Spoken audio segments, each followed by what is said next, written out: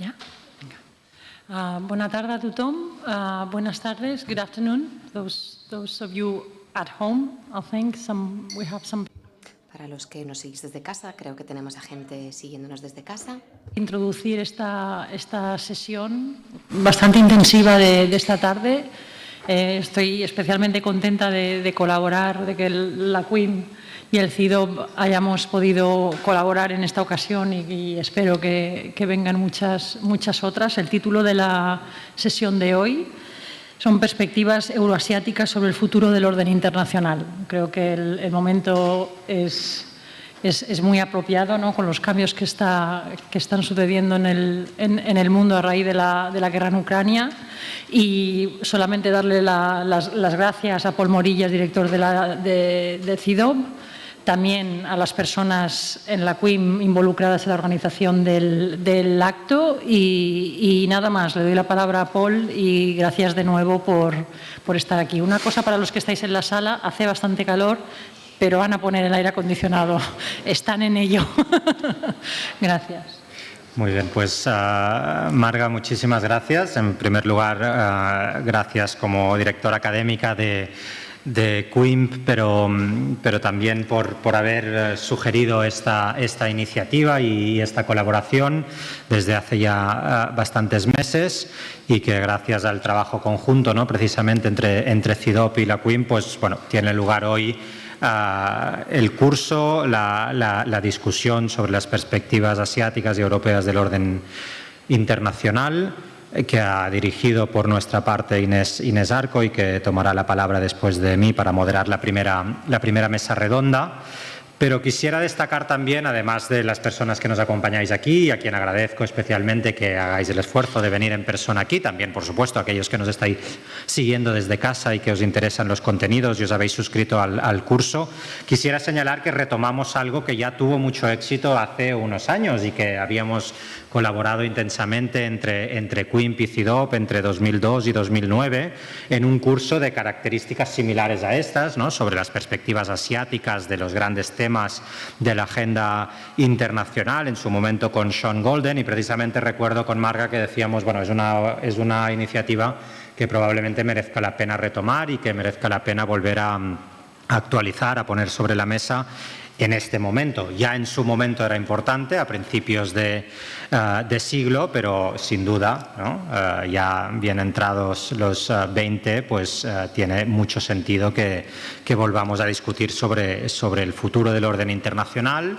y algunas palabras en este sentido, ¿no?, antes de dar paso a la primera sesión. El momento, yo creo que nos reúne y en nuestra vocación de informar el debate público sobre el estado del orden internacional no tiene que ser solo una preocupación de los actores clásicos del orden internacional. Yo creo que muchas veces cuando hablamos del estado del orden, cuando hablamos de las relaciones entre Estados Unidos y China, o cuando hablamos de la creciente lógica de rivalidad geopolítica entre grandes potencias, demasiado a menudo hacemos solo énfasis en los actores que creemos que son centrales, como si fuesen los únicos actores del sistema internacional.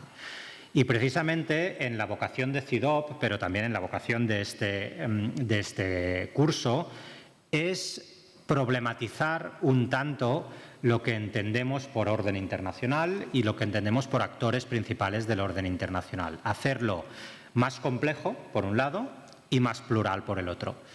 Desde CIDOB creemos que el orden internacional sí son los estados, sí son Estados Unidos y China, sí es la India, sí es Rusia, sí es la Unión Europea, o lo intenta ser, pero también son las empresas y los vínculos comerciales que existen en este orden internacional, también son las cuestiones de derechos humanos y de Estado de Derecho, también son el debate sobre el estado de la democracia, también son las ciudades, ¿por qué no?, y también son la sociedad civil. Para nosotros todo esto es orden internacional, es un orden internacional que crecientemente es conflictivo, es geopolítico, pero que crecientemente también es complejo y plural. Y yo creo que también en esta perspectiva es en la que hay que enmarcar cualquier debate sobre el orden internacional en el que debatiremos durante el día de hoy, pero también en los próximos, ¿no? Porque yo creo que estamos ante una gran disyuntiva fundamental, y es que a medida que vemos aumentar las dosis de conflicto en el orden internacional, también vemos aumentar las necesidades de cooperación transnacional por los retos a los que nos enfrentamos. Hablemos de la pandemia o hablemos del cambio climático, de la guerra de Ucrania o de la subida de los precios. Es decir, todo esto coexiste. Y por lo tanto, todos aquellos que nos dan recetas del pasado para entender el orden del presente, siempre tiendo a pensar que tienen una lectura sesgada de este orden internacional. Todos aquellos que piensan que del auge de China y el cambio de rumbo del orden internacional hacia China inevitablemente llevará a una conflictividad mayor con la potencia establecida, que son los Estados Unidos, creo que en buena medida están haciendo un copy-paste de lo que fue un momento característico de la Guerra Fría y de la conflictividad asociada a esos dos bloques, a esa bipolaridad entonces en el momento actual, que no corresponde con otra parte del orden internacional actual, que es un orden mucho más imbricado, un orden internacional mucho más caracterizado por unas dinámicas de cooperación muy establecidas, con unos flujos comerciales que han vuelto a niveles exactamente iguales que antes de la pandemia y donde precisamente el comercio entre China y Estados Unidos vuelve a estar en sus máximos. Es decir, hay toda otra serie, por no hablar de la pandemia o de cualquier otro elemento transnacional, ¿no? Hay toda una serie de coyunturas de ese orden internacional que también nos podrían indicar que hay dinámicas de cooperación, hay dinámicas de necesidad de reforma del multilateralismo, hay dinámicas que no solo nos llevan a esa lógica conflictiva entre grandes potencias, ¿no? Y por lo tanto yo creo que cualquier reflexión sobre el orden internacional debe de partir de esta base, ¿no? Después, eso no significa, y con esto lo dejaré, que no estemos en un momento en el que se cuestiona la vigencia del orden internacional establecido. Es decir, es cierto que las dinámicas de poder duro están cambiando. Es cierto que el Asia Turn es efectivo y que está definiendo el orden internacional actual. Es cierto también que en ese cambio de lógica de poder también hay una voluntad de reescribir las reglas del poder, las normas del orden internacional. Bueno, eso también existe, no es obviar esa realidad, pero no es singularizar, no es solo hablar de esa realidad sin hablar de la anterior, ¿no? Y muchas veces, y en un curso como este, ¿no?, o en esta discusión que tendremos aquí, esto lo hace mucho más difícil de aprehender, mucho más difícil de tocar y de dilucidar el futuro del orden internacional, pero bueno, tiendo a pensar que nuestra función no es dar recetas sencillas, no es dibujar un camino unívoco y una dirección de la cual no nos podremos desprender para entender el mundo del futuro, no.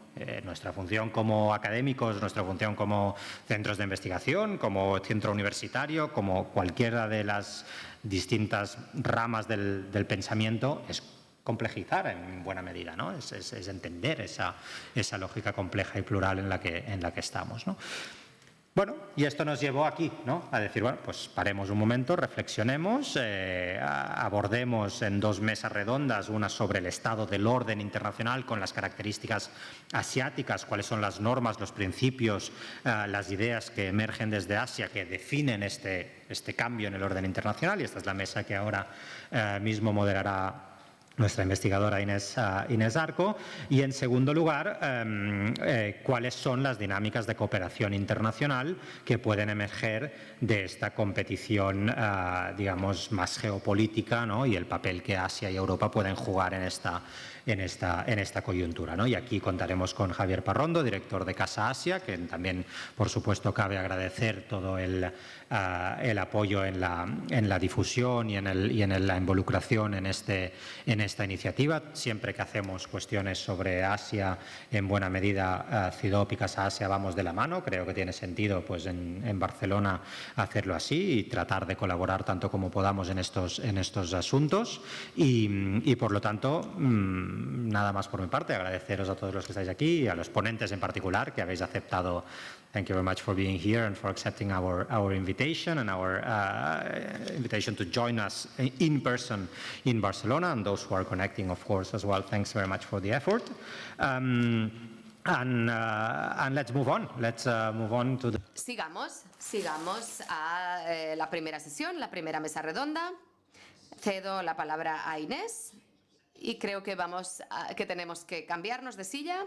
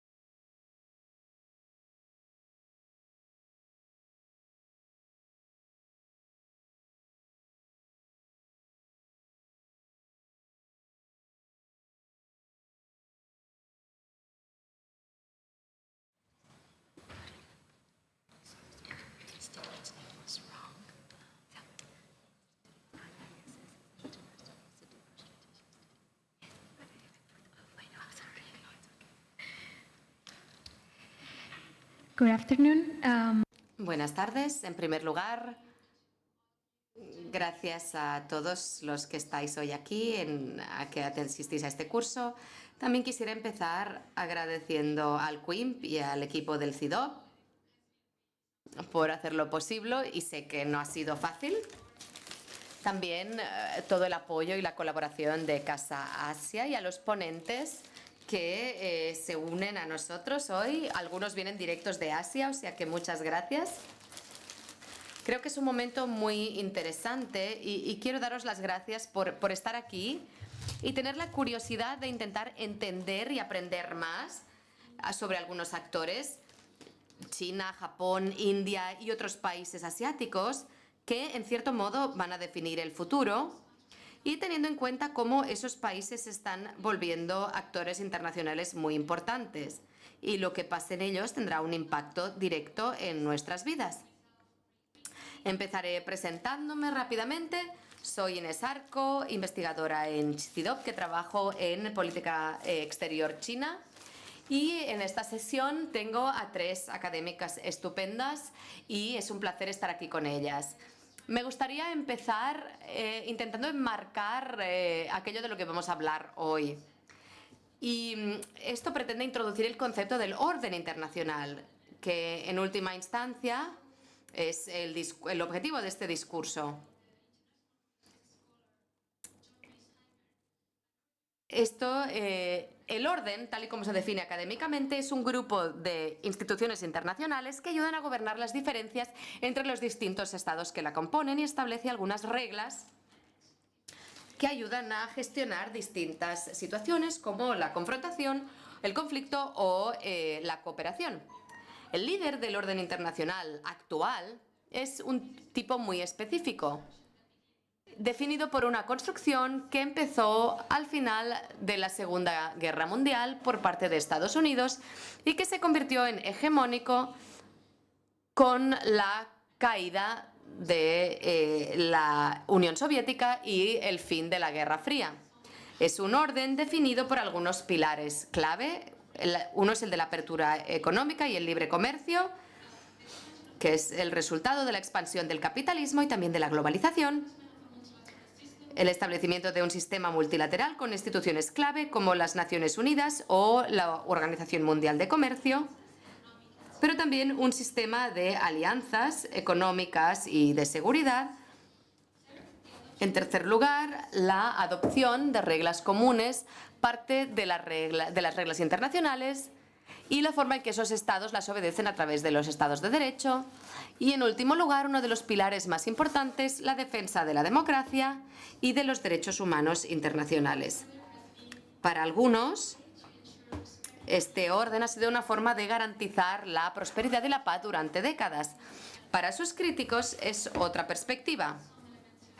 Es un orden en el que se han ignorado algunos elementos, como la soberanía de algunos países del sur global, por ejemplo, y algunos de sus beneficios no se han distribuido de forma igualitaria entre todos sus miembros. Sin embargo, es importante decir que en las décadas que siguieron a la caída de la Unión Soviética, muchos o todos los países han participado o han seguido este orden liderado por Estados Unidos.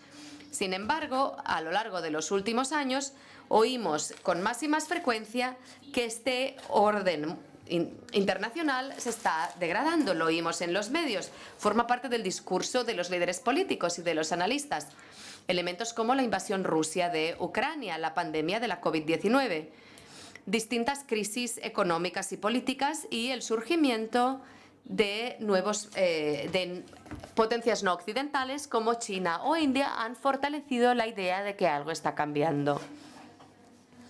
Como el diplomático indio Shivanand Shankar argumentó en 2022, el mundo se encuentra entre órdenes, va a la deriva. Pero algunos expertos dirían que es algo que no es de ahora, sino que hace mucho tiempo que se está construyendo. El título de esta mesa redonda lo inspiró una obra escrita por el académico de Relaciones Internacionales Amitabh Acharya, que en 2003 se preguntó: ¿las normas de quién importan? En ese sentido, planteaba que el líder del orden internacional no era homogéneo, y distintos países lo que hacían era adaptarse y localizar las normas, los pilares distintos de sus realidades y condiciones nacionales.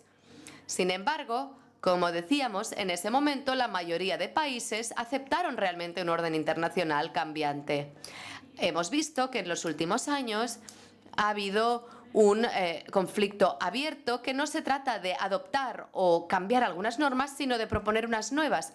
Y los estados asiáticos, especialmente China, está a la vanguardia de esta tendencia.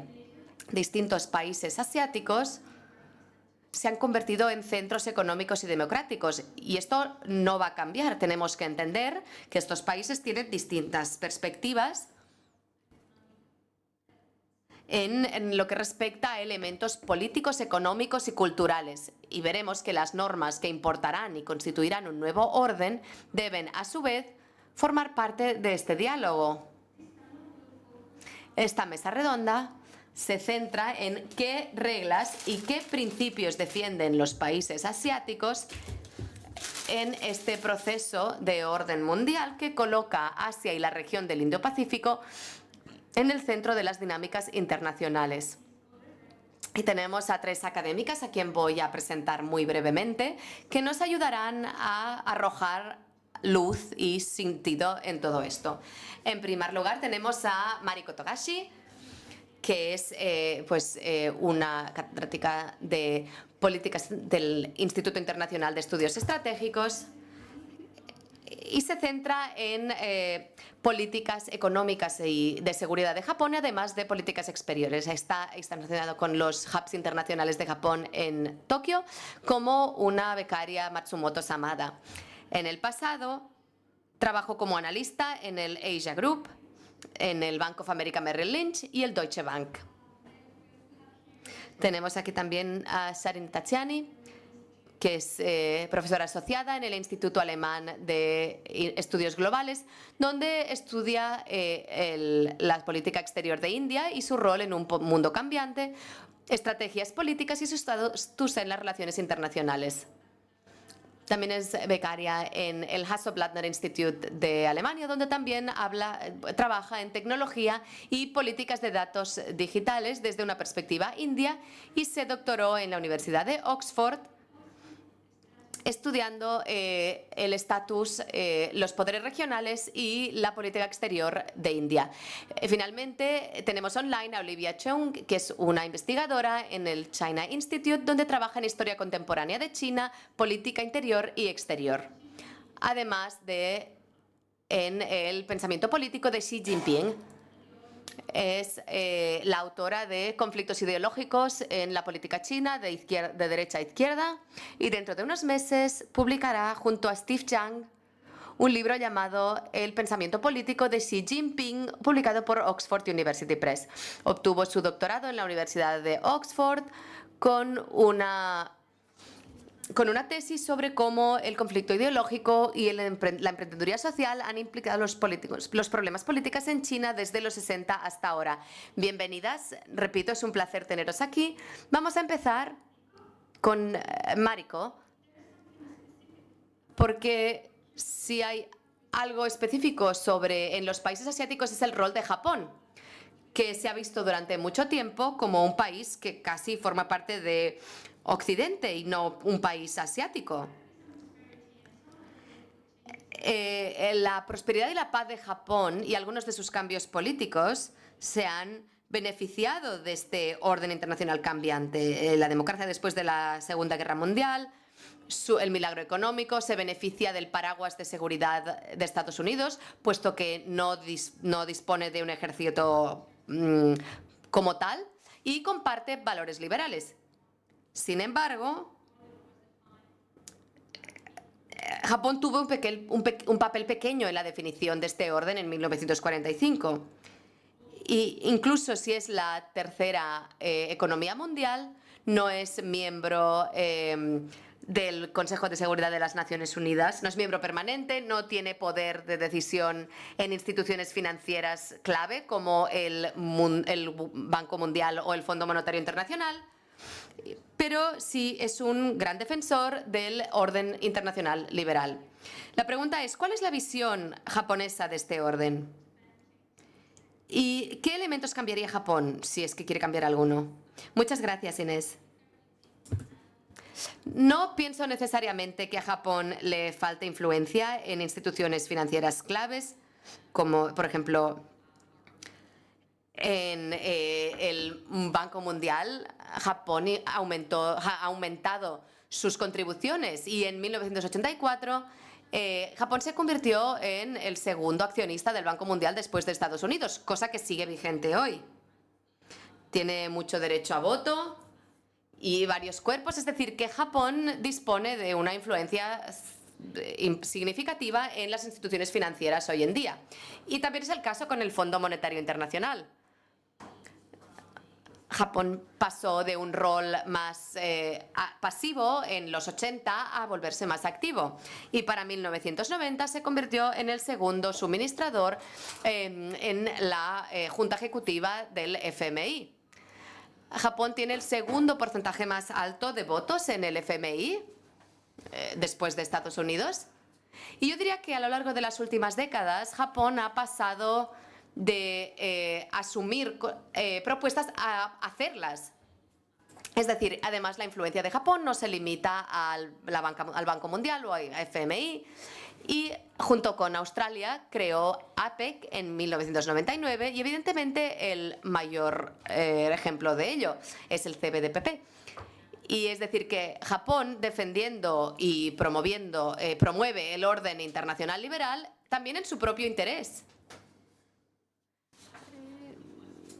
Yo quería preguntarte algo antes, pero tengo una presentación preparada. Vale, perdonad.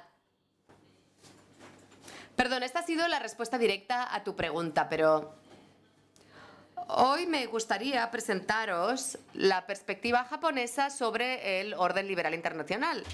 Y para hacerlo voy a seguir 4 puntos clave. En primer lugar, voy a hablar sobre la postura de Japón respecto a su entorno de seguridad, que ha sido el motor de varias políticas recientes, de las que voy a hablar en mi segundo punto. Y luego voy a hablar de pues la política exterior de Japón, una idea de una región Indo-Pacífica abierta, cosa que ya habla de la idea de Japón sobre un orden existente, y luego hablaré de la relación entre Asia y entre Japón y Europa, que creo que tiene motivos de formar este nuevo orden. Como decía antes, pues el entorno de seguridad de Japón, pues Japón está rodeado de China, Corea y Rusia, que están intentando unilateralmente cambiar el status quo.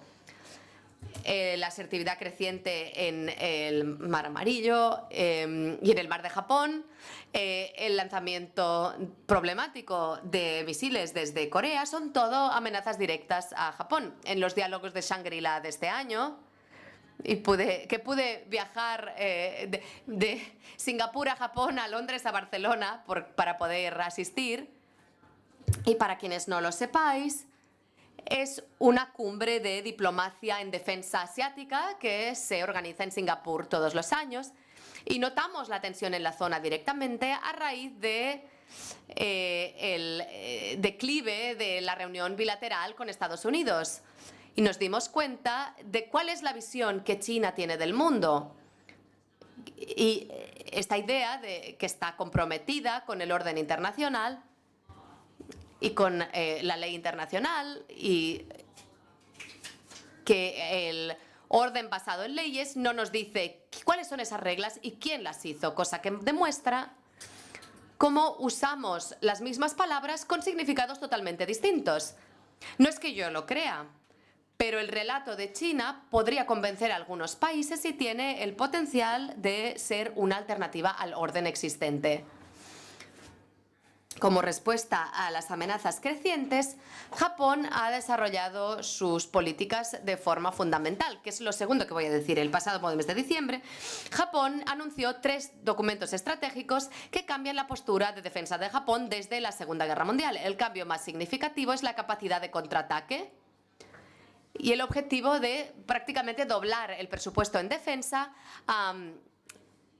cosa que rompe con el límite informal de 1%. Otra política es la de seguridad económica. En la nueva estrategia de seguridad nacional, Japón define la seguridad económica como garantizar los intereses japoneses, como la paz y la prosperidad económica a través de medidas económicas. En 2020, Tokio añadió la división económica en el Secretariado de Seguridad Nacional, y en 2021 la administración de Kishida creó el primer Ministerio de Seguridad Económica. El pasado mes de mayo se aprobó la Ley de Seguridad Económica, que habla pues de garantizar las cadenas de suministro, las infraestructuras, promover la cooperación público-privada y la tecnología, y los sistemas de protección de datos. Esta implementación ya está en marcha, y otro paquete de medidas legislativas están en marcha, incluyendo el sistema de credenciales de seguridad. Todos estos avances en materia de seguridad económica son una respuesta a amenazas externas cada vez mayores. El marco de política japonesa es, digamos, esa región abierta y libre del Indo-Pacífico, que es un concepto que lanzó Japón en 2016, aunque su origen se remonta a la confluencia de los dos mares, el discurso de Abe en India durante la primera cumbre. El primer ministro Abe destacó ese fluir dinámico entre los océanos Pacífico e Índico. La estrategia FOIP Indo-Pacífica consiste en mantener un orden basado en la ley y proteger los intereses de todos los países de la región Indo-Pacífico.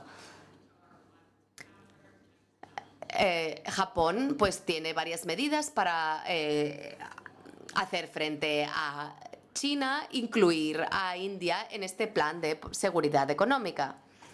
Democracia, conectividad regional, sostenibilidad financiera, pueden verse como medidas solo para enfrentarse a China, pero deberíamos estar centrándonos en que es un concepto muy inclusivo, cosa que deja la puerta abierta a China, y eso refleja el deseo de atraer a China hasta ese status quo basado en las reglas, y refleja la realidad de Japón, en el que sencillamente no puede permitirse tener a China de enemigo, cosa que probablemente muchos países europeos podrán entender muy bien, pero también muestra su creatividad en su intento de mantener el orden existente para la paz y la prosperidad, a la vez que intenta amoldarse a los cambios y no solo necesariamente a través del conflicto. El movimiento de Japón hacia adelante se ve en términos de país y concepto. En el mes de marzo, Shida hizo un discurso haciendo llamamiento para expandir el concepto. Shida dice que en este periodo de transición, de cooperación compleja y de fragmentación, en el que el mundo se debate sobre cómo debería ser el orden internacional, tiene que ser algo aceptable para todos. Y continuó diciendo, o dando una visión de una relevancia creciente, en el sentido que se puede aceptar comprar a todo el mundo. Y también mencionó el aumento de la conectividad de la región Indo-Pacífica para alimentar un lugar rico de valores de libertad y del imperio de la ley, a través de la coacción. Y enfatizó que no se excluye a nadie y que no se impone nuestros valores, lo cual puede diferir de la visión de otros países o del espectro de países distintos. Es decir, que la preservación del orden liberal es básico para el interés específico del Japón. Y no solamente está documentado en discursos, sino también en la política extranjera, lo cual demuestra que Japón está comprometido a defender el orden liberal mundial. Y como he dicho anteriormente, tenemos la CBTPP, lanzado en 2018, para alcanzar el elevado nivel de la liberalización del mercado, incluyendo el comercio digital. Un flujo libre de datos que fue propuesto en el año 2019 y que intenta asegurar el papel de del flujo de datos sin fronteras. Y otro ejemplo puede incluir el desarrollo de Quad. En Japón tenemos el compromiso a la hora de liderar la defensa y la promoción de este tipo de orden. Y ahora estoy llegando a mi punto final. La interdependencia estratégica entre Asia y Europa se hace cada vez más fuerte. Como el primer ministro Kishida dijo en el discurso del diálogo Shanghái del año pasado, lo que os sucede en Europa hoy sucede en Eurasia mañana. En Shangri-La tenemos toda una serie de dirigentes europeos que demostraron un número enorme, lo cual demuestra el interés de los países europeos en esta región. Y muchos dirigentes europeos enfatizaron la interconectividad creciente de ambas regiones. Y por supuesto, el diálogo continuado. Existen muchas señales que demuestran este vínculo fortalecido. Y este vínculo fortalecido es en ambas direcciones. La implicación de Asia en Europa, que incluye la acción colectiva contra Rusia, el apoyo a Ucrania, como por ejemplo Australia y Corea del Sur, y por supuesto Japón también. Y por supuesto Europa, la implicación de Europa en Asia incluye la estrategia de los países en la zona del Pacífico. Otro ejemplo es la oficina de la OTAN en Asia. Para concluir, por lo tanto, para el Japón, la protección y la defensa del orden internacional liberal es en su propio interés también. En Japón, lo han estado intentando hacer a través de políticas y a través de la nueva postura de defensa actualmente para el Japón. Dar apoyo a Ucrania no trata únicamente sobre ayudar al país Ucrania en sí mismo, lo cual también es importante, pero asimismo trata sobre defender el orden basado en reglas. Y como he argumentado, en el Pacífico y en Europa tenemos una interdependencia estratégica que proteger y actualizar el orden actualmente existente. Gracias. Gracias, Mariko. Ha sido realmente muy informativo lo que nos has dicho y demuestra realmente cómo Japón tiene algunas maneras específicas de aportar y de contribuir basado en esta potencia económica, que se basa en un elemento exclusivo que el Japón tiene, puesto que hasta ahora no tenía esta fuerza militar. Pero ahora esto está cambiando y creo que realmente nos has proporcionado una visión global muy interesante. Responderemos a las preguntas más adelante. Ahora quisiera pedirle a Olivia, porque claro, tenemos un gran elefante en la sala, que es la China. La China está demostrando algunas señales de intentar cambiar este orden, pero al comienzo ha sido uno de los mayores, por no decir el mayor beneficiario de este orden liberal internacional, específicamente después de las reformas que fueron llevadas a cabo bajo Xi Jinping en los años 70 y 80. Se ha convertido en la segunda potencia económica mundial y estamos viendo este tipo de decisiones contradictorias. A veces se argumenta que es que da un gran apoyo, es un gran defensor del comercio libre y de la intercooperación comercial, pero a la vez vemos que a veces van en contra de algunos principios que van contra los valores liberales. Por ejemplo, tener otra manera de definir la democracia o los derechos humanos. Y aquí tenemos planteada la cuestión. ¿China es un poder reformista, es una potencia reformista o la China es una potencia revisionista que argumenta o quiere cambiar el orden de una manera fundamental, más que simplemente cambiar algunos de esos elementos? Gracias, Inés. Gracias por estas palabras tan interesantes de apertura. He escuchado con gran atención el caso de Japón. Me parece fascinante. Bien. Se ha observado que desde la crisis mundial de 2008 y 2009, la retórica del comportamiento de la política extranjera china ha sido cada vez más afirmativa, más asertiva. Estoy hablando desde el año 2008 y 2009. Claramente se ha producido un cambio en la fuerza afirmativa de la política extranjera china, que ha tenido varias marchas desde que hemos visto esta crisis global financiera mundial. Desde el 2008, la política extranjera china se basa en la doctrina de esconde, establecida por Deng Xiaoping.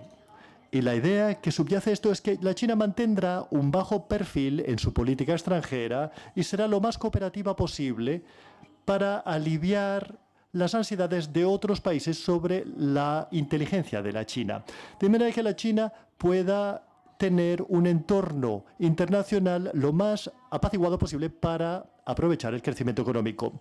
Este pensamiento estratégico ha cambiado. La China se ha hecho cada vez mucho más agresiva, por así decirlo. Y el eslogan de la política extranjera china actualmente es una diplomacia gran país con características chinas. Esto significa que la China necesita ser tratada como una gran potencia y tiene que actuar para ello como una gran potencia, y la China quiere el respeto de todo el mundo dado su nuevo estatus, y esto es lo que está intentando afirmar. Y existen muchísimos ejemplos que podemos encontrar en todo el mundo que sugieren la asertividad de la China y podrían ser interpretados como hitos que demuestran que la China es una potencia revisionista del orden internacional. Al comienzo de este mes hubo una nave china que obligó a una nave americana a cambiar de dirección para no colisionar. Y también los aviones de la China sobrevuelan la zona de Taiwán en números importantes. Y esto se ve su acción militar se ve en las islas, y esto de alguna manera rompe la regla contra esa acción. En 2022 hubo algunas confrontaciones importantes en 2020. En 2021, y más recientemente, los periodistas indios retaliaron contra la expulsión de algunos viajeros chinos. Y en Occidente existe la preocupación de los diplomáticos chinos, que han sido muy provocadores y que han promovido activamente la teoría de la conspiración, que nos plantea la pregunta sobre si realmente están haciendo diplomacia o tienen otra agenda. Beijing también ha utilizado la coacción comercial para ejercer presión contra los países que han ofendido a la China, y también la China se ha posicionado al lado de Rusia en la invasión rusa de Ucrania. Oficialmente la China es neutra, pero es evidente para todo el mundo que la invasión de Putin de Ucrania no ha sido respondida con fuerza por parte de la China. Por lo tanto, todo esto es disturbador, es perturbador y no constructivo en el orden liberal internacional construido por liderazgo occidental después de la Segunda Guerra Mundial. Por decirlo en otras palabras, el Xi Jinping, el líder que ha estado al poder desde el 2012, de alguna manera ha acuñado el concepto de un orden liberal internacional. Él no utiliza ese término. El término que él utiliza es el orden internacional basado en el sistema norteamericano o el orden internacional de las Naciones Unidas. Xi Jinping ha dicho que este es el orden internacional al que se opone la China, no un orden internacional occidental o el llamado orden internacional liberal que ha sido dominado por Estados Unidos y por los aliados de Estados Unidos. Pues bien, existen muchos ejemplos de que la China se opone a la idea de Xi Jinping. Xi Jinping apoya lo que nosotros llamamos el orden liberal internacional, aunque él no utilice este término. Por lo tanto, ¿cuáles serían los ejemplos? Bajo Xi Jinping, la China se convierte en el séptimo mayor aportador a los presupuestos de mantenimiento de la paz de las Naciones Unidas. Xi Jinping repetidamente ha expresado su apoyo para la movilización económica, el libre comercio y las finanzas globales para el desarrollo del sur global. La EIB, el Banco de Inversión de Infraestructuras de la China o de Asia, es respetado internacionalmente, de manera que su eficacia como institución financiera es muy respetada. La China forma parte del partenariado económico de la región bajo el Acuerdo de Comercio Libre que implica a 15 países del Asia-Pacífico. Y en 2021, la China solicitó unirse al PTTT, el Partenariado Transpacífico Progresivo y Comprensivo, a pesar del origen americano de esta institución y su influencia japonesa significativa. Por lo tanto, existen gestos de cooperativo por parte de Pekín, a pesar de su comportamiento asertivo. Y estos gestos cooperativos hacen que algunos concluyan que quizás la China quiere continuar participando y beneficiándose del orden liberal internacional. Lo único que pasa es que la China quiere hacerlo bajo la condición de reformar el orden o hacer que sea mejor para los intereses de la China. Por lo tanto, es interesante como observación preliminar lo que tenemos aquí. Se trata de que tenemos una evidencia muy distinta y cuando analizamos esta distinta evidencia sacamos conclusiones distintas. Si nos concentramos en el comportamiento asertivo de la China, diríamos, la China es una potencia revisionista. Y si analizamos los gestos cooperativos de la China, que también realizan, podemos llegar a la conclusión de que la China es una potencia reformista. Por lo tanto, ambas son conclusiones igualmente válidas basadas en evidencia distinta. Para iluminar este debate, lo que yo quiero aportar a la mesa es tomarnos seriamente el gusto abierto que tiene Xi Jinping por el orden antiguo sinocéntrico llamado Tianxia, que literalmente significa todo bajo el cielo. Y quiero utilizar esto como punto de partida para el análisis de lo que la China quiere hacer en el orden internacional. En muchas ocasiones Xi Jinping ha utilizado a lo que él llama el destino común de la humanidad. Y el destino común de la humanidad es lo que él describe como una visión ideal de las relaciones internacionales, en la que los países existen en armonía, hay paz y prosperidad a nivel mundial. Ahora bien, oficialmente el gobierno chino ha traducido este destino común de la humanidad como comunidad de futuro compartido para la humanidad, aunque la palabra comunidad no existe en el chino original. Tianxia es un orden mundial jerárquico en el que la China como potencia civilizadora principal está por encima de cualquier otro país del mundo. Y la visión de Xi Jinping de la Tianxia sugiere que no tiene rival, que este poder chino no tiene rival y que la aceptación universal de la influencia china constituye la base para el orden mundial de paz y prosperidad. Xi Jinping propone la globalización económica y le da un gran apoyo a las Naciones Unidas, no porque los perciba como instrumentos del orden liberal internacional, sino porque considera que son útiles como instrumentos que la China puede cambiar para que sea útil para mejorar sus visiones del Tianxia. La construcción del Tianxia en el mundo actual significa que el orden mundial tiene que cambiar para hacer progresar los intereses y valores de la China, tal y como Xi Jinping entiende que esto es, lo cual puede no ser la comprensión ampliamente compartida en toda la China. Exige que los valores de la China sean seguidos, pero hace que los países,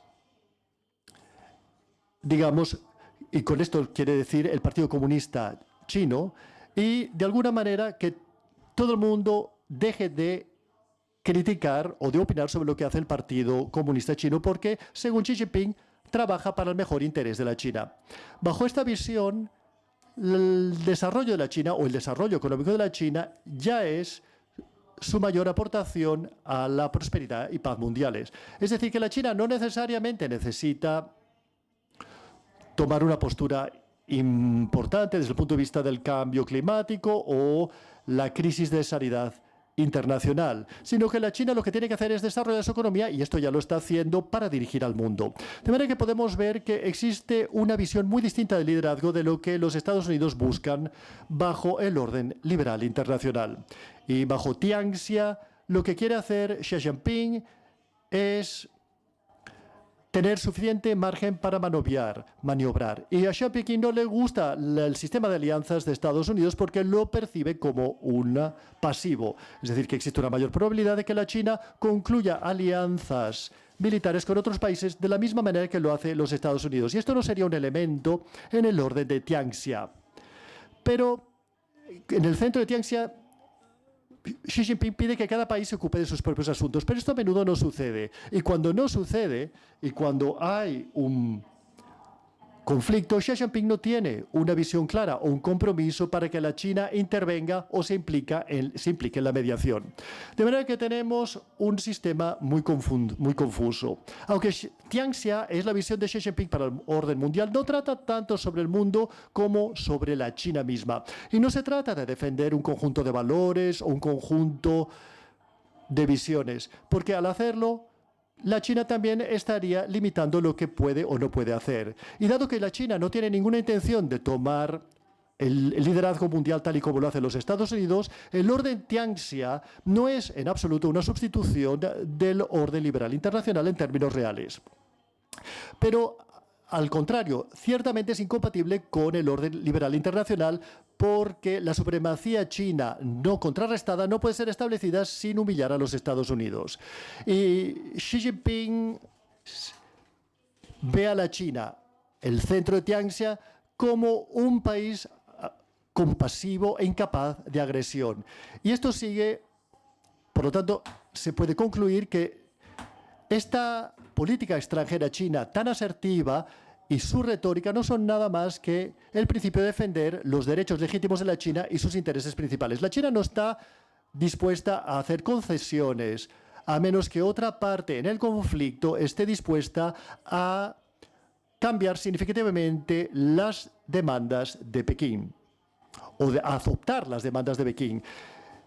Y las reglas serían tan fuertes que no se trata de un orden basado en las reglas.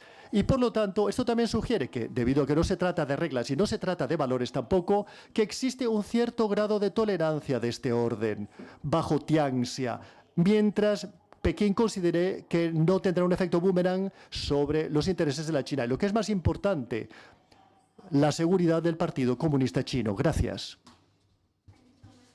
Gracias, Olivia. Me parece que ha sido nos has dado una imagen muy clara de algunas de las contradicciones que vemos hoy en día sobre cómo las distintas decisiones en los foros internacionales y también sus relaciones con los países vecinos marcan a la China. Y yo también tengo muchas citas que posteriormente también me gustaría compartir y repetir para abrir el debate.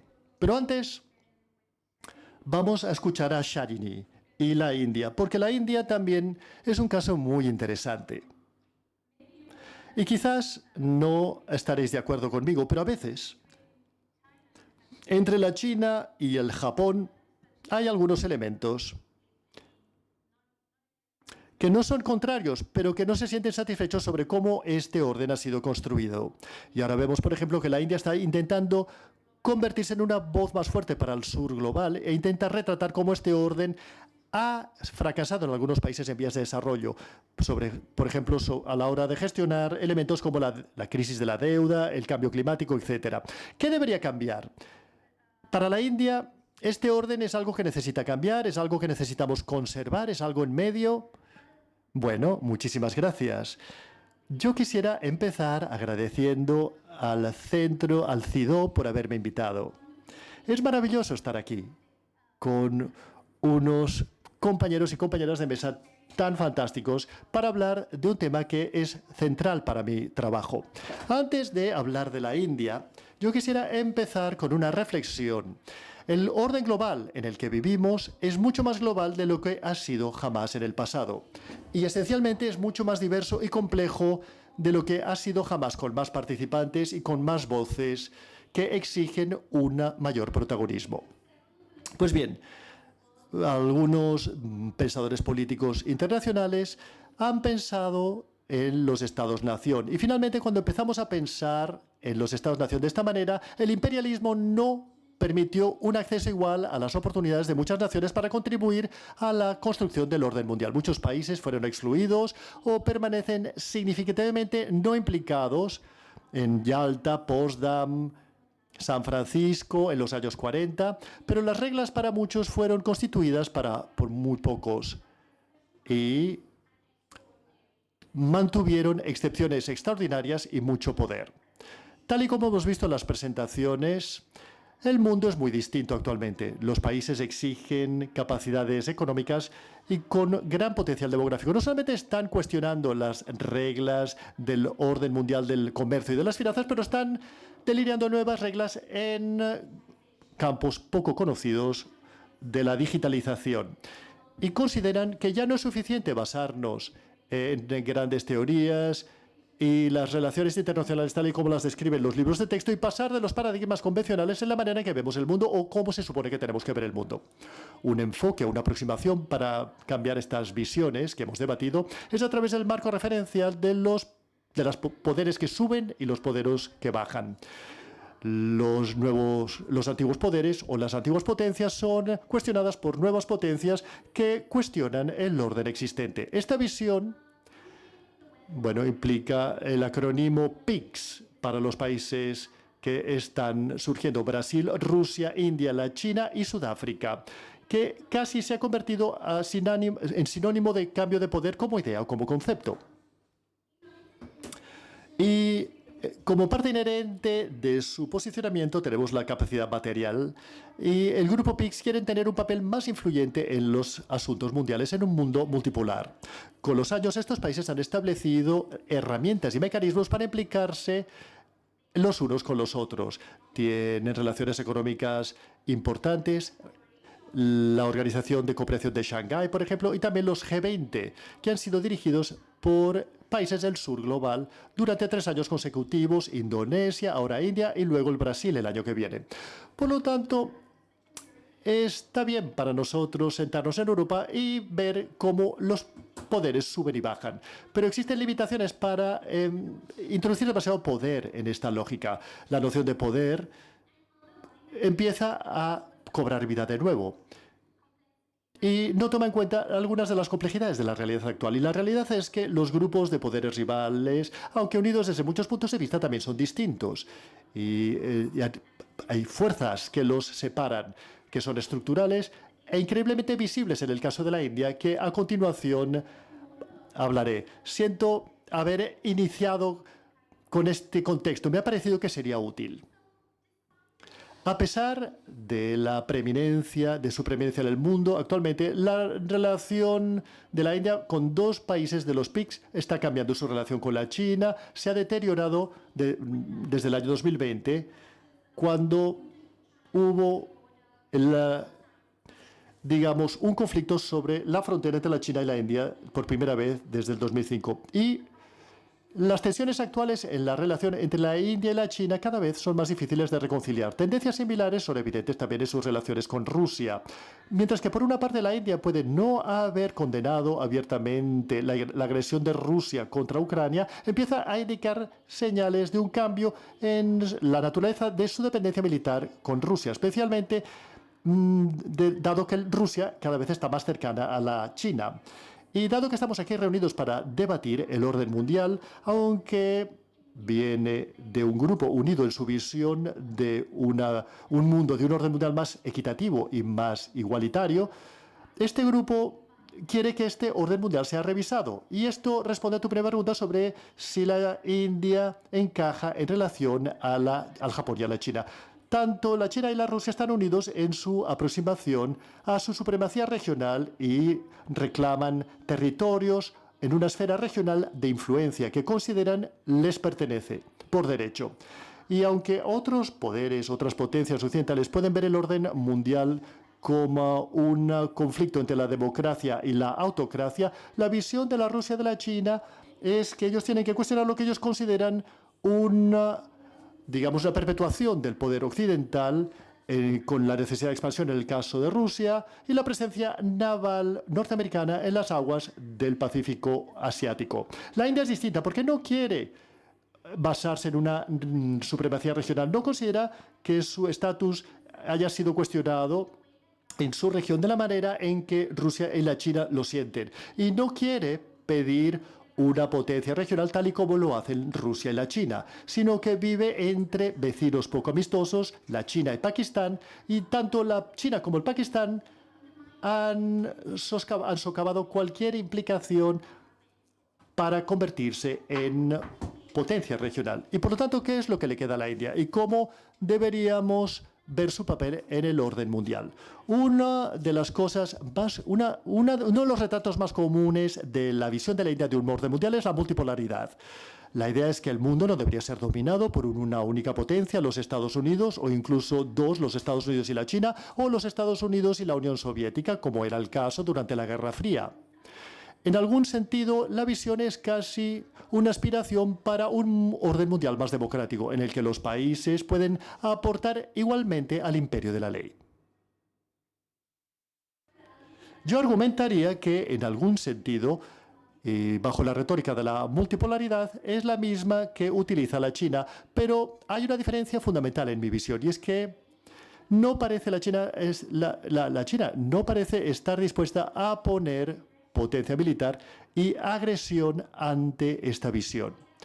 En este ámbito más amplio de un orden multipolar, yo veo la visión india de la multipolaridad en dos sentidos. Primero, un orden mundial en el que le gustaría ver un espacio para sí misma y que de alguna manera quisiera comportarse en el orden político mundial, tener una voz independiente en los asuntos mundiales. Esta idea no es nueva para el país en su visión internacional y está arraigada en el pensamiento político de sus dirigentes originales después de su independencia en 1947.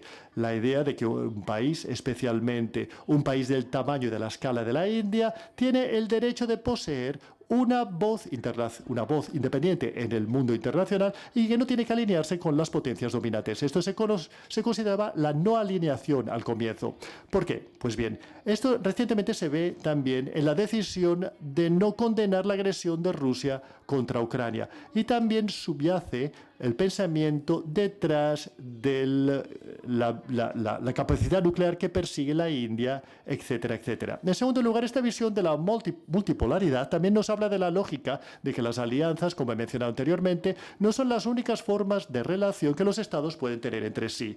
La noción de que los tratados y los compromisos son vinculantes, caros y también exigen de un compromiso por la independencia que he mencionado anteriormente. La noción de que a la India le gusta le gustan las multialianzas donde pueden haber socios múltiples que ayudan a la India a maximizar sus opciones a nivel global, es algo que percibimos en el debate multipolar del orden mundial. De alguna manera, la visión india se centra en la soberanía y la no interferencia, como hemos visto en otros casos también, la no interferencia en sus asuntos nacionales domésticos. Pues bien, existe toda una serie de ideas que demuestran esta práctica india. Y también es importante tomar en cuenta las divergencias nacionales, la manera en que la India debería presentar esta visión del escenario mundial. Los dos puntos que mencioné anteriormente, que son la afirmación o el deseo de tener una voz independiente, de alguna manera va en contra la visión nacionalista de la India que ha tenido desde su independencia. Y es así como vemos la emergencia de una visión hipernacionalista que sigue manteniendo estas ideas y está entretejida con un discurso de reafirmar la posición de India en el escenario mundial, que se está convirtiendo cada vez más asertiva desde el punto de vista retórico sobre sus objetivos políticos y de políticas públicas. Esto mantiene esta idea de la grandeza de la civilización y su papel como gurú o maestro del mundo. En último lugar, la visión de la India sobre el mundo, sobre el orden mundial. La verdad es que es una lista muy larga, pero por ahora vamos a centrarnos en la visión.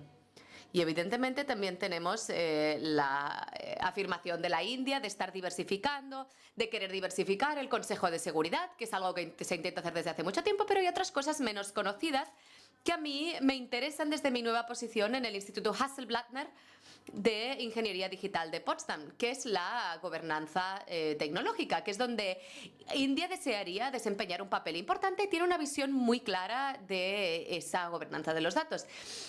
India tiene una visión muy clara de cómo gestionar y utilizar los datos en el país y quiere gobernar los datos desde una manera que maximice su desarrollo económico y en sí aspira a crear un modelo para el sur global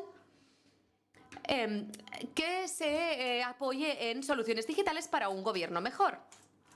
India es la sede del sistema biométrico más grande del mundo y somos el país más poblado, o sea que ahí va eso. Ahora mismo todos los ciudadanos indios tenemos una tarjeta de identidad que necesitamos para acceder a todos los servicios públicos. Esto evidentemente no está exento de defectos, pero muestra que como a medida que toma forma este orden tecnológico global, India, desde luego, quiere reclamar una parte del pastel. Espero que mis palabras os hayan dado que pensar y cerraré con lo siguiente. Mientras que la India quiere ver un orden mundial que sea más inclusivo y representativo, en el que tenga un papel más central, la sostenibilidad de esa visión es harina de otro costal y, desde luego, espero que podamos hablar de ello durante el debate. Muchísimas gracias. Ha sido muy interesante oír una voz diferente y muestra que hay una divergencia clara a la hora de ver cómo una región o cómo algunos países podrían tener pensamientos distintos o iguales. Abrimos ahora, tendremos un turno de preguntas, pero quisiera empezar destacando o planteando yo misma algunas de las primeras preguntas. Sharini, una de las cosas que tú empiezas a señalar es la tecnología, porque evidentemente la tecnología y el desarrollo de nuevas tecnologías digitales y formas de gobernanza está cambiando nuestra forma de entender el orden mundial. Y eso es algo muy interesante porque creo que Japón, China y también India tienen estas perspectivas distintas. Hemos visto que hay quien afirma que China tiene pues este gobierno tecnológico autocrático. Japón también pues defiende algunas formas muy concretas de cruzar fronteras de datos y India también. Pero quizá podríamos empezar dando más espacio o centrando esta discusión en cómo las tecnologías digitales son una parte importante de cómo se está transformando el mundo, qué impacto pueden tener en el futuro. Y no es algo independiente de los países. A medida que avanzamos hacia un mundo no solo más diverso, sino en el que cada vez hay más actores con papeles clave, Tal vez Olivia también tenga algunas ideas al respecto. Si no las tienes, no te preocupes, sé que es un tema distinto, pero quería pues darnos la oportunidad de hablar del tema. Pero quizás pues hay algunas empresas tecnológicas específicamente, las que aparecen más en los medios, quienes también están conformando ese orden mundial. Mariko, ¿quieres hablar tú primero? Sí, gracias. Creo que es un aspecto crítico, evidentemente. El uso de la tecnología está cambiando en Japón, en nuestra percepción del orden, bajo estas políticas también de seguridad económica. Uno de los pilares en Japón que ya he mencionado es esta idea de la colaboración público-privada alrededor de las tecnologías emergentes. Y para destacar la perspectiva que tiene Japón de las tecnologías, se trata de protegerlas y promoverlas. Promover, evidentemente, pues controles expertos, cosa que ya se hace en el mundo de la academia, como hablaba del sistema de credenciales de seguridad. Pero evidentemente Japón también se centra en tecnologías competitivas.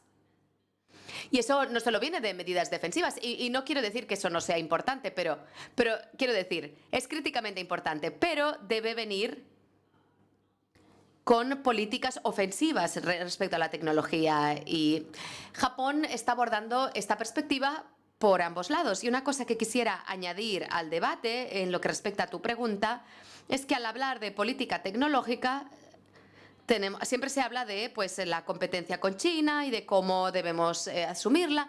Hay países que tienen pues, políticas sobre semiconductores pues, en la Unión Europea, Japón, el Reino Unido.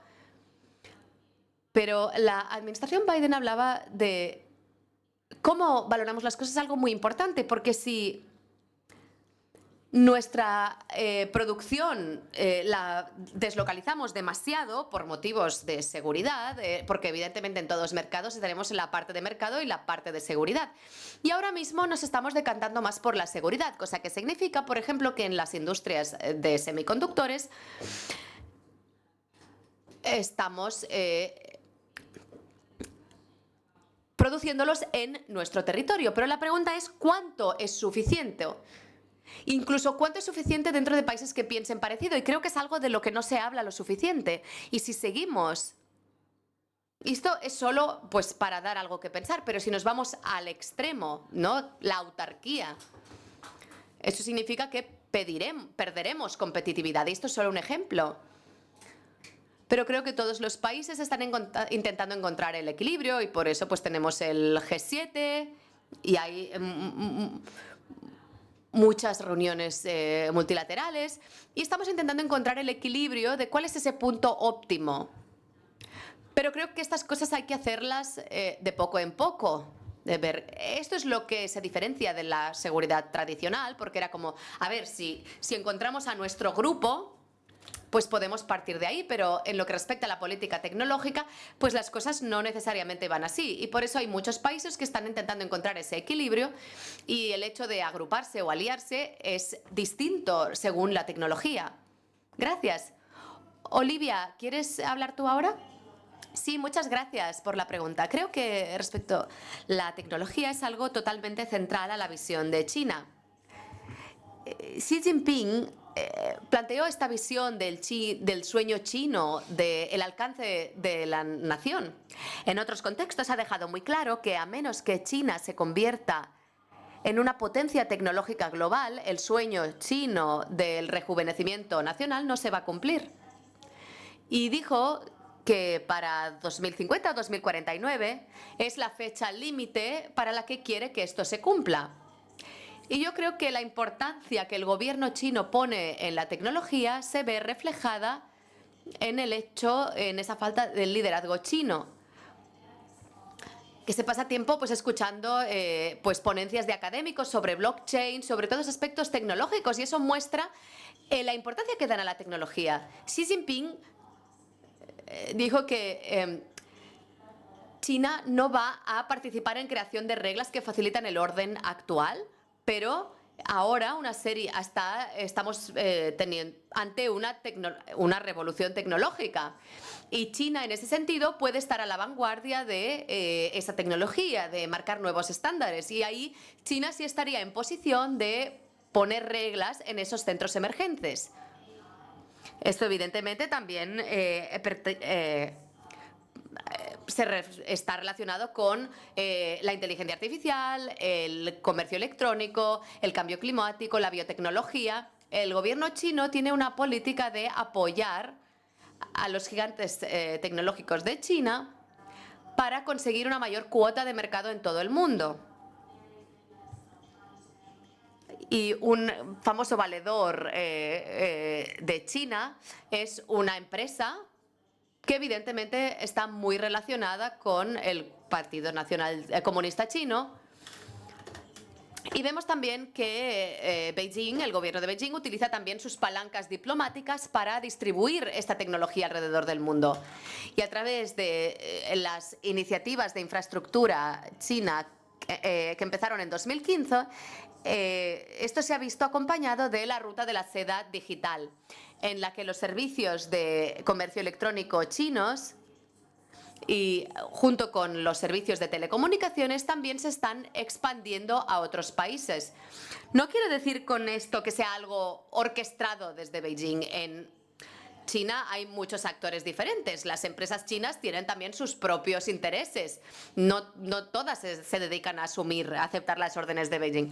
Pero sí que es cierto que desde Beijing se está creando un marco con apoyo en sus políticas y enlaces diplomáticos para animar a las empresas chinas a dominar los servicios globales de tecnología, y eso es algo que estamos viendo a través de estas iniciativas de infraestructura y cómo China se ha convertido en un suministrador de tecnología clave en muchos países del tercer mundo. Gracias, Olivia. Sara, ¿te toca? Sí, yo creo que igual que China, India también ve el poder tecnológico como parte de una forma de cumplir sus ambiciones. Es decir, que hacerse fuerte con la tecnología es una forma de afianzar la percepción que el mundo tenga de ella. Pero creo que ahí la diferencia está en que en el caso de China es una cosa de aspiración a ser una gran potencia. Para la India es más bien de podemos volvernos en el modelo y la voz del mundo en vías de desarrollo. Y lo que la India está intentando hacer con su, digamos, viaje digital es crear infraestructura digital estatal, pues para mejorar los servicios públicos. Y la otra cosa que está haciendo China, que es bastante única, es dentro de este debate tecnológico, de lo que ya hemos hablado antes, hay tres visiones de la tecnología y de la gobernanza digital. ¿No? Tenemos las empresas tecnológicas de Estados Unidos que controlan los datos y tienen acceso a muchísimos datos. Y luego tenemos la visión europea, la de la regulación. Hay que regular estos datos porque no nos podemos fiar de nadie. Y luego tenemos la versión china de la gobernanza de los datos, que es la idea de la soberanía de los datos y de la soberanía del Estado sobre los datos, en el sentido de que el Estado es quien mejor sabe a qué datos debe tener acceso la gente y a cuáles no. India está un poco en el medio. En cierto modo cree que sí, necesitamos que los datos estén en nuestro territorio, necesitamos que impedir que vengan aquí grandes empresas tecnológicas a abusar de los datos. La expresión que usamos en la India es colonialismo de datos. No queremos que vengan grandes empresas tecnológicas de fuera a hacerse con nuestros datos. Pero al mismo tiempo se argumenta que mientras que la visión europea consiste en proteger los derechos fundamentales por las personas, la versión india es compartir un poco con el Estado está bien, porque eso nos permite dar más a nuestra gente. Quiere crear un modelo llamado India Stack, que es un modelo de gobernanza de datos y servicios públicos que ofrece el gobierno de la India para crear un modelo de decir, mira, India no es solo un país en vías de desarrollo, también tenemos tecnología, también tenemos infraestructura digital además. Muchas gracias. Esto ha sido muy informativo. Antes de abrir el turno de preguntas, Perdón, es que cuando empezamos con estos debates, cada vez quiero hacer más preguntas, pero prometo que os dejaré algo de tiempo.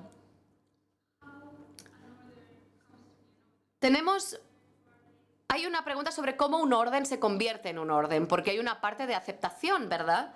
Cuando los países forman parte de un orden, asumen que esto es interés propio, que seguir esas normas, esos diferentes tipos de estructuras. Y yo quisiera saber cómo vosotras veis cómo el modelo, la perspectiva del país puede ir más allá de sus propias fronteras. Por ejemplo, creo que en los medios españoles a veces se debate si el siguiente orden internacional será uno liderado por China. Y aquí una de las preguntas claves sería ¿qué países van a aceptar eso? ¿Qué países se unirían a China o a India o a Japón o a Estados Unidos a la hora de mantener o cambiar un orden? Y me interesaría pues saber cuál es vuestra perspectiva, si es que la tenéis, sobre los distintos órdenes y las ideas de las que estamos hablando hoy, si realmente lo veis como algo que pueda formar parte del futuro y no solo una idea o una aspiración. ¿Quién quiere ir primero? Sé que es una pregunta difícil, ¿eh? Si os lo queréis pensar. Empiezo yo y luego añadís cosas. Creo que tocas algo muy interesante, la idea de la soberanía. Que si hay países que quieren liderar, los demás querrán seguirlos. Y yo hablo de... Mariko también habla de Xi Jinping, pero yo voy a hablar de lo que él opina de este tema. En la doctrina Tianxia, de todo bajo el cielo, realmente China se ve en la cúspide del poder porque es la civilización superior. Xi Jinping hablaba del soft power y pidió a otros países, o en serio sentido invitó a otros países a comprárselo. Como sabéis, hay muchos países que son pues muy halagadores respecto pues a la eliminación de la pobreza en China, el cambio climático, lo que queráis.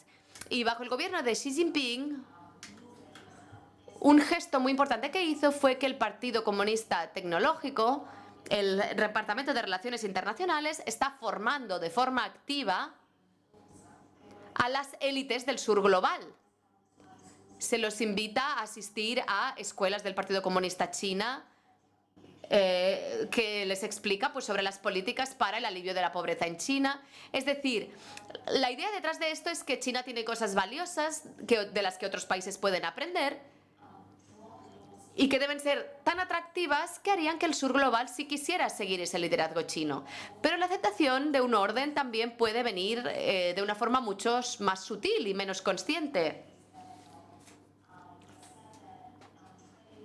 Los países que aceptan que comerciar con Beijing o invertir o la inversión china es tan importante que otras prioridades pueden volverse secundarias y eso ya es un gran paso hacia la aceptación de un orden global chino. Y creo que esto es algo que ha estado pasando a lo largo de los últimos años, aunque puede haber resistencia. Pero así, para resumir, la perspectiva de Beijing es pues fortalecer la imagen de China como gran civilización atractiva para el sur global, de modo que haya otros países que siguen a China porque les gusta, porque la encuentran atractiva.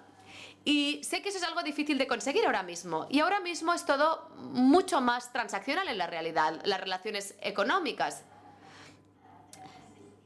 Y si China se convierte en una posición dominante e importante, pues muchos países pasarán a depender de ese relato. Y ese es un gran paso respecto al nuevo orden chino. Muchas gracias, Olivia. Bueno, yo lo intento. Creo que la visión india de la multipolaridad, lo que yo veo en India es que hay algunas áreas en las que les gusta reunir a varios países y luego eso llevarlo al mundo, al escenario global. Esto yo creo que es el caso de la tecnología, que es algo que ya se habló en la cumbre del sur global antes de la reunión del G20. Y la idea era que India lideró esta reunión con muchos países asiáticos y otros que no tenían liderazgo en el G20 y les dijo, mira, nosotros os representaremos, ¿qué problemas tenéis? Y este relato es, os lideraremos en determinadas áreas. La visión de la multipolaridad, y ya lo he dicho antes, tiene más que ver con la idea de necesitamos tener un espacio en este mundo donde tengamos voz, tenemos derecho a tener voz, y no queremos que se nos trate con paternalismo y que nos supedite a otras voces. Hay algunas áreas donde hay ciertos niveles de liderazgo, pero no se ve al mismo nivel que lo vemos en China, de vamos a utilizar nuestro soft power para atraer al mundo hacia nosotros. Evidentemente, eso también tiene que ver con que India es una democracia y funciona de una forma distinta a China. Y otro aspecto sobre la perspectiva india es que hay muchas Indias y hay muchas voces sobre lo que India quiere del mundo. India está pasando por un proceso en el que esas ideas se están negociando. No vamos a entrar ahora en las visiones internas de la India, pero hay muchas Indias distintas. Y hay muchas perspectivas sobre el mundo en la India. Pero claro, esto es algo que India quiere hacer desde una perspectiva estatal. De decir, oye, podemos liderar y representar al mundo en vías de desarrollo. Y otra cosa interesante en la que pienso al pensar en la visión de la India, esta idea de la autonomía estratégica que se usa en Europa. Esto también pasó en los días antes de la independencia de la India, en los 1940, y ahora resulta que es un relato occidental. Pero algunas de esas raíces estaban en el pensamiento indio, ¿no? Es decir, que en lugar de esta visión eurocéntrica de el Occidente tiene muchas ideas sobre cómo funciona el mundo y las exporta, no, son ideas genéricas y evidentemente se puede argumentar que, bueno, no se pueden rastrear las ideas de a quién se le ocurrió tal cosa. Yo, desde luego, no sé hacerlo eso. Pero es algo que yo veo que India, ese es un relato que puede dar al mundo de autonomía y de multialineación. Vaya, es una pregunta muy difícil, pero como he dicho en mi presentación, Japón es el valedor del orden basado en las reglas, pero evidentemente a la vez entiende la realidad, entiende también la diversidad de la región en la que se encuentra y por lo tanto esta idea de la región del Indo-Pacífico libre y abierta, que todo el mundo puede aceptar, y evidentemente es algo que la administración está defendiendo y que Kishida también ha destacado en múltiples ocasiones, como ya he mencionado en mi presentación, que podemos ver desde la política exterior de Japón. Y hablando del orden global chino, veo y vemos pruebas de que sí que puede atraer a algunos países, pero no creo necesariamente, a nivel personal como investigadora, que su visión del mundo ofrezca una alternativa plena al orden existente ahora mismo. Si nos fijamos en el comportamiento de China en aguas regionales, ¿no? La coerción, dudo que pueda convencer a nivel masivo lo que hablábamos de la aceptación, porque para que el orden se convierta en orden, pues se tiene que aceptar. Y quisiera señalar también que hay ciertas deficiencias en el sistema chino. Por ejemplo, respecto a la calidad de las infraestructuras, entre otras muchas cosas, pero quisiera decir que hay deficiencias incluso si hay países que ya estén totalmente convencidos de un orden global liderado por China.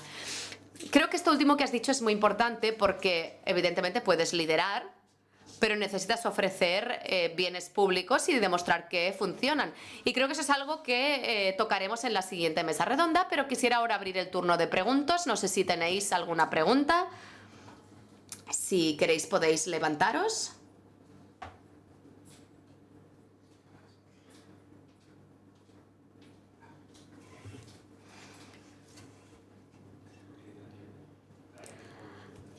Muy bien, muchas gracias. Gracias por las presentaciones. Hemos aprendido mucho, ha sido muy interesante.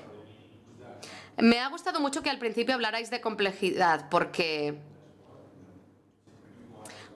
estamos avanzando hacia un mundo cada vez más complejo. Creo que este podría ser la conclusión de vuestras presentaciones.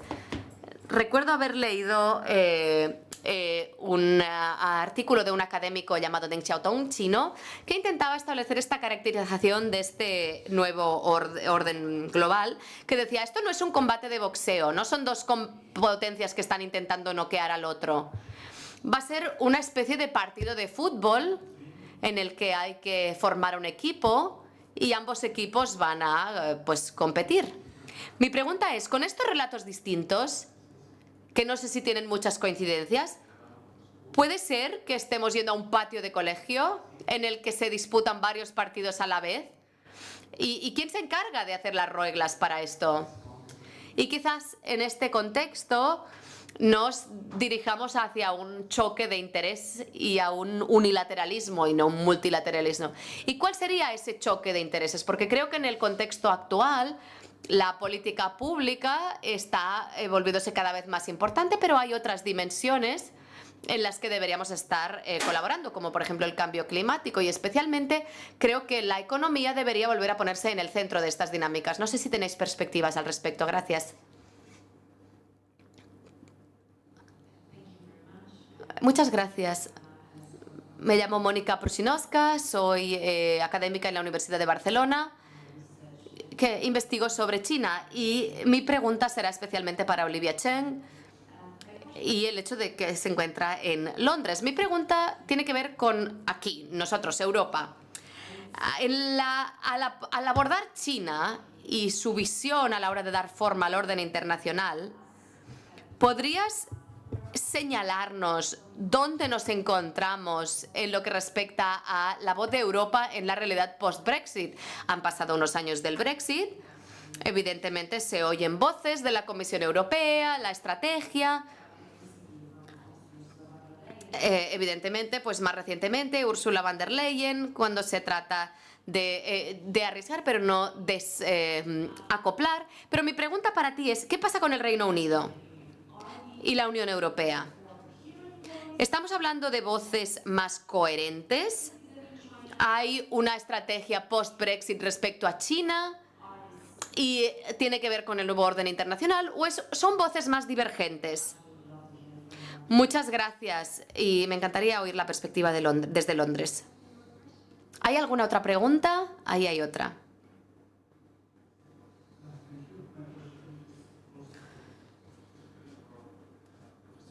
Mi pregunta también va para la profesora Chung, pero está abierta a todas las ponentes. Ha mencionado que China ha sido bastante laxa a la hora de mediar en situaciones de conflicto porque tiene una aproximación a la diplomacia más relajada, pero el reciente éxito en la intercesión de China entre Irán y Arabia Saudí podría estar indicando que China tendrá un rol más creíble como mediador, no solo en Oriente Medio, sino también en la región de Asia-Pacífico. Y si eso también se podría aplicar o hacer extensivo a India, Taiwán y Japón. Gracias.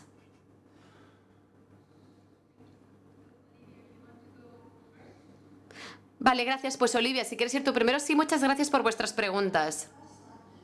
Empezaré hablando un poco del rol de el Reino Unido hacia China, porque realmente hemos visto un cambio desde 2015, cuando bajo el gobierno de David Cameron como primer ministro y George Osborne, el Reino Unido tenía una relación muy cercana con China.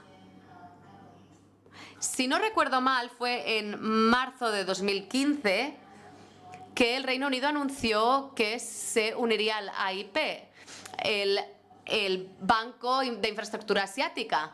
Y en 2014 solo había 21 países y eran todo países asiáticos y la mayoría países en desarrollo que firmaron el memorándum fundacional para el Banco de Inversión en Infraestructura Asiático. Y en enero de 2015, Nueva Zelanda también presentó su solicitud para entrar en ese banco.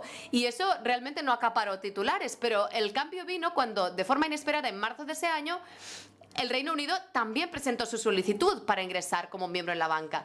Y ahí fue, en cuestión de 5 días, Francia y Alemania también presentaron su solicitud. Y en un mes, casi todos los países de la OECD se unieron. Y ese fue un momento muy sorprendente para Estados Unidos, porque Estados Unidos hizo presión explícitamente para que los países no se unieran a este banco. Y expresaba preocupación sobre si ese banco pues llevaría al que China cambiara el mundo.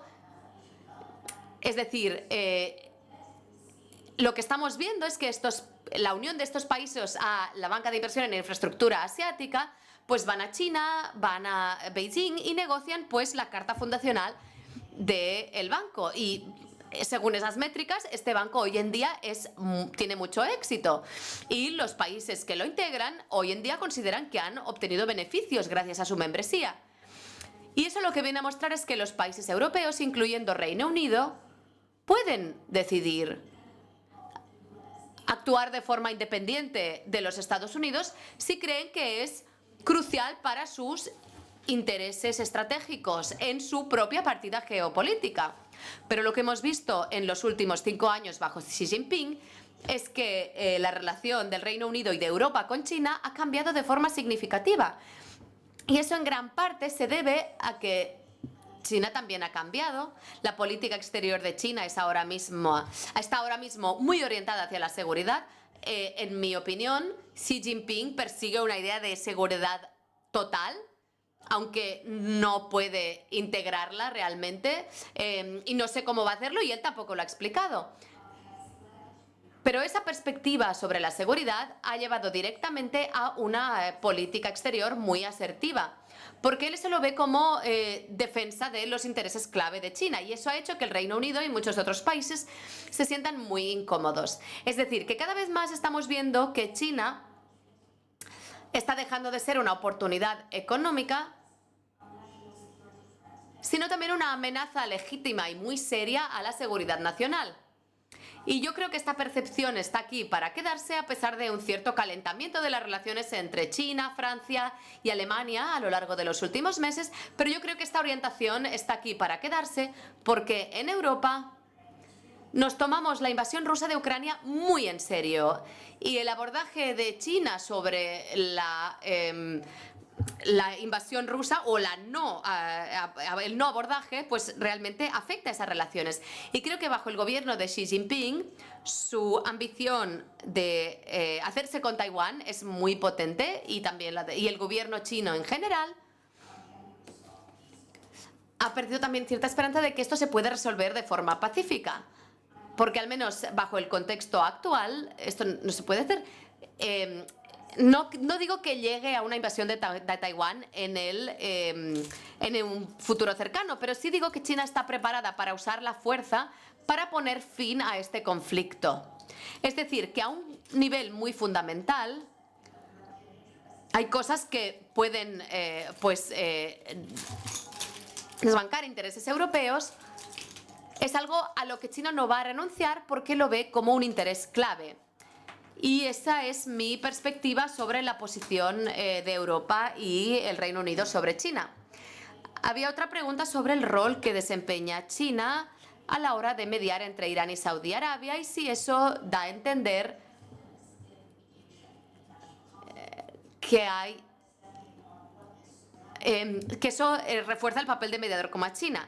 Lo que yo entiendo del acuerdo de paz entre Irán y Arabia Saudí es que ambos países, basados en sus propios intereses estratégicos,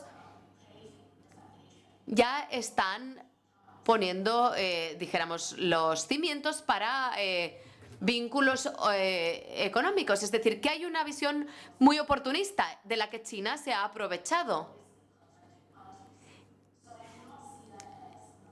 Yo eso no lo veo como un caso en el que China asume una postura más proactiva a la hora de mediar en conflictos, porque es algo que no hemos visto en Corea del Norte, donde China, sobre el que China tiene ascendente, tampoco lo hemos visto en Ucrania. Y en Taiwán, el mar de China, yo creo que ahí China no tiene ninguna intención de hacer concesiones. Y los mensajes que estamos recibiendo de Beijing son clarísimos en estas áreas. Gracias. Gracias, Olivia. Tenemos una pregunta y quizás podemos ver un mundo más fragmentado. ¿Podríais decirnos algo al respecto? Sí, claro. A ver, yo creo que el multilateralismo en sí mismo no necesariamente significa fragmentación. Eso es así como yo lo veo. La seguridad se está haciendo cada vez más multicapas. Y la seguridad, como he dicho, la seguridad económica, que forma parte de la estrategia económica del Japón, el tema de la seguridad también implica una diversificación. Hemos hablado de la tecnología y de temas económicos. En este sentido, el multilateralismo es necesario para tratar los cambios actuales del mundo. Es así como yo lo veo.